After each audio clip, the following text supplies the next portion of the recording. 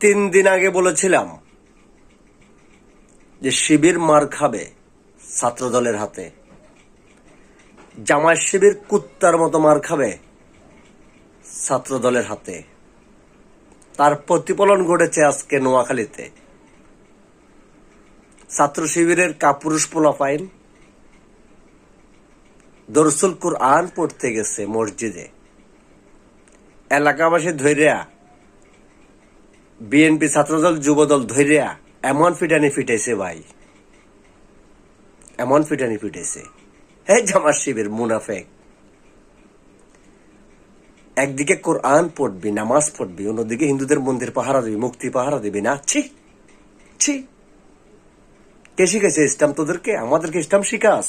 আমাদেরকে মসজিদে গিয়ে কোরআন পড়বে,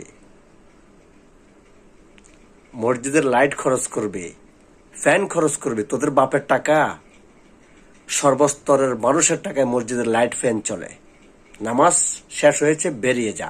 কোরআন শরীফ পড়বি সম্মিলিতভাবে, দলীয় কোরআন শরীফ দলগতভাবে বাড়িতে গিয়ে পড়, নয় একটা রুম নে বাড়া, রুমে গিয়ে পড়। মসজিদে এগুলা বাদ দে। মসজিদে কোরআন শরীফ পড়বি, নামাজ পড়বি, আর বের হয়ে হিন্দুদের মূর্তি পাহারা দিবি, মন্দির পাহারা দিবি না? কুত্তার মতো মার খাবি। খেলা আরম্ভ হয়েছে নোয়াখালী থেকে, শুরু হবে, শেষও হবে।